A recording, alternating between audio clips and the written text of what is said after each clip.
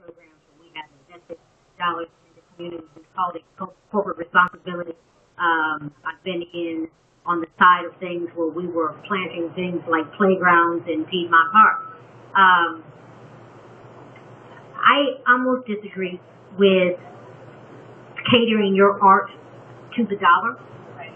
I think you make your art and then you let the dollar flow your way.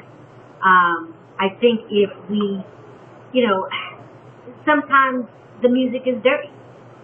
It's up to me as a parent, and I'm the mother of grown children now, who are all in college, but it's up to me as a parent to shut it off if I don't want them to hear it. But I do think that there's got to be some authenticity to what you do, because if there isn't, the corporate guy or gal is going to smell that, and they're still not going to buy. And so, when we're on that side of the table, say for instance, today I own an advertising agency. If I'm looking for an artist to create a new lyric for or a jingle for a commercial, or if I'm looking for somebody to do some spoken word art like we did at CNN one year for Black in America, I look for authenticity first. And then I go back and make sure that I can align it with my brand mission.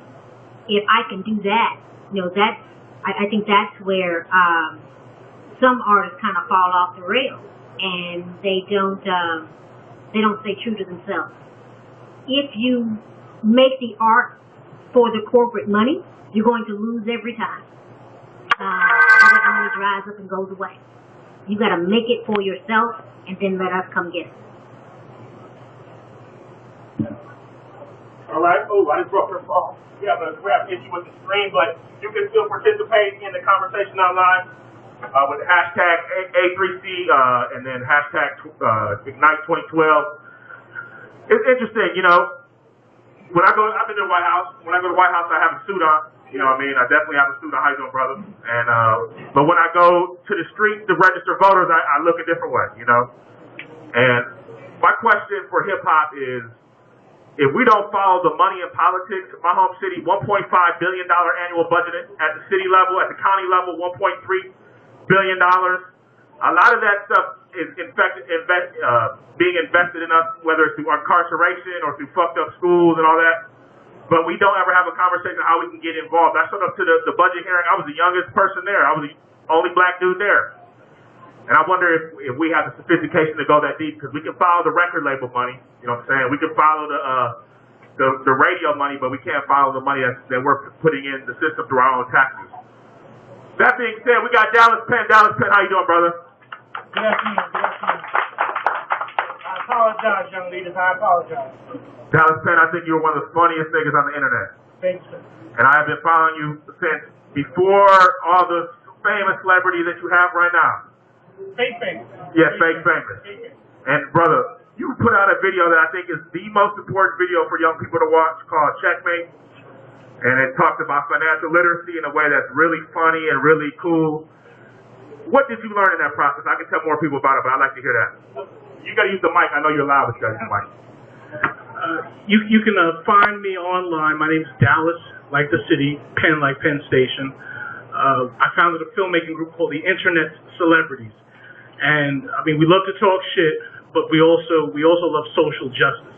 One of the things we tackled in a video called Checkmate is the idea that our check cashing places, are they predators to communities, or do they kind of help people stay on the economic grid? Do they help us do what we need to do, which is basically spend our money, spend our cash? And we found out that banks are really kind of predatory.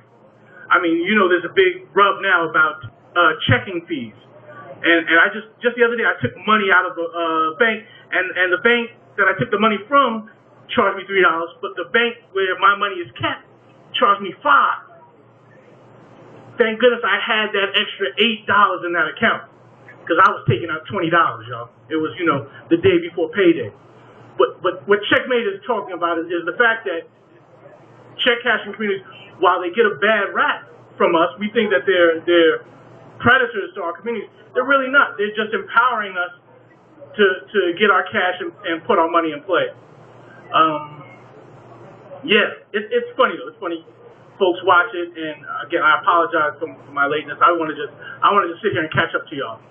Oh yeah, it's cool. I mean, it's Atlanta, and then, people cannot park in Atlanta, I've realized, man. People just park right in the middle of the street. If you park there, you're a bastard, I hate you. But, one of the things that we talk about financial literacy is I work with a lot of young people, and I would argue that because we aren't connected to money, we didn't realize how much money we lost in this financial crisis. And I've read a statistic that said 80% of black wealth is gone because we're underwater. How, as cultural producers and makers, are we going to make it, stuff that's for our community when our community don't have money to put back in our pockets? How do we eat? How are y'all eating? And what suggestions would you have to these young people in here who aren't making as much money as you are on your art? I'd say don't frown upon segregation. Segregation might end up bringing back some wealth to our communities, because I can't front to you guys. Listen, I get paid, and I pay my bills, and I put my money into things that ultimately don't exist on my block.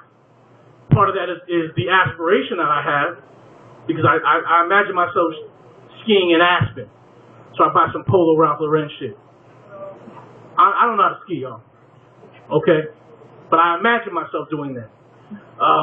Hopefully I could start consuming more stuff from within my community, from right within my neighborhood. Hopefully a brother in my neighborhood would open up a thrift shop.